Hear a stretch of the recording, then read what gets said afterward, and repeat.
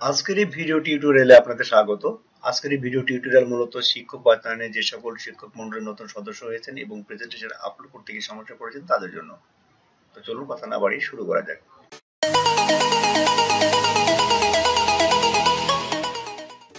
প্রথমে আমরা যে কোনো একটি ব্রাউজার ওপেন করব। আমি এখানে গুগল ক্রোম ব্রাউজারটি ওপেন করলাম। ব্রাউজার ওপেন করার পর অ্যাড্রেস বারে শিক্ষক বাতায়নের ঠিকানা teachers.gov.bd লিখে দেব।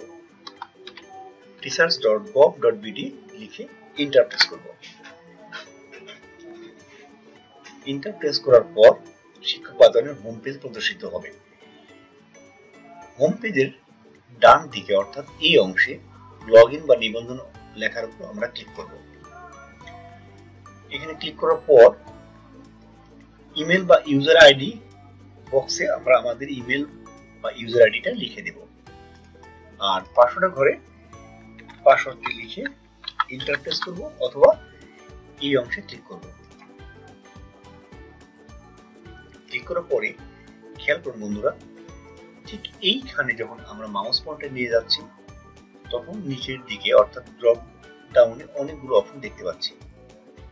অনেকগুলো অপশনের মধ্যে থেকে আমরা শুধু প্রেজেন্টেশন অপশনটিতে ক্লিক করব। ক্লিক করার পর প্রেজেন্টেশন আপলোড নামে একটা উইন্ডো প্রদর্শিত হচ্ছে যা আপনারা দেখতে পাচ্ছেন।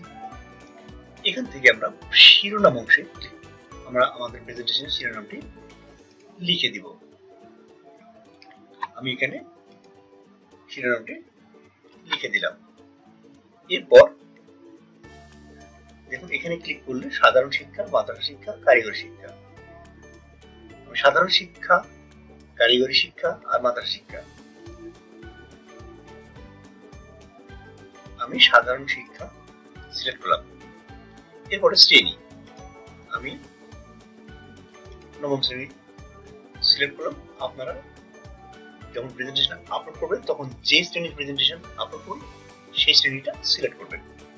এরপরে সকল এই লেখা আমরা ক্লিক করব। ক্লিক করার পর কোন বিষয়ের প্রেজেন্টেশনে আমি বা আপনারা আপলোড করতে চাচ্ছেন সেটা দেখিয়ে দিতে হবে। আমি পদার্থবিজ্ঞান বিষয়ের প্রেজেন্টেশন আপলোড করতে চাই, সেই জন্য পদার্থবিজ্ঞানটি দেখে দিলাম। এরপরে সকল অংশে ক্লিক করার পর কোন অধ্যায়ের অর্থাৎ সাধারণ শিক্ষার নবম শ্রেণী পদার্থবিজ্ঞানের কোন অধ্যায়ের আমি প্রেজেন্টেশনটি আপলোড করব। আমি এখানে দ্বিতীয় অধ্যায় দেখিয়ে দিলাম। এরপর লক্ষ্য করুন বন্ধুরা, চুজ ফাইল লেখা অর্থাৎ এখানে ক্লিক করে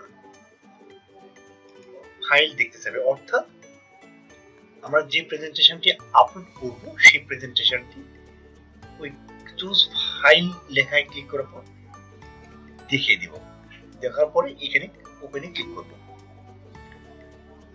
এরপরে বন্ধুরা খেয়াল করুন কন্টেন্টের ছবি পছন্দ করুন, অর্থাৎ আমরা যে প্রেজেন্টেশনটি আপলোড করব এর ভিতরে যে ছবিটি আমরা বেশি উপযোগী মনে করব সেই ছবিটি এখানে ক্লিক করে দেখিয়ে দিব। আমি এই ছবিটি দেখিয়ে দিলাম। এরপর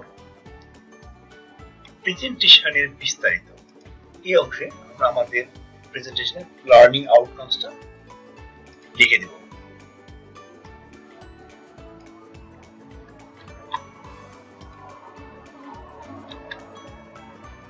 এরপর লক্ষ্য করুন এই সংরক্ষণ লেখায় আমরা ক্লিক করব। ক্লিক করলে আমাদের প্রেজেন্টেশনটি আপলোড সম্পূর্ণ হবে। ভিডিওটি দেখার জন্য সবাইকে ধন্যবাদ।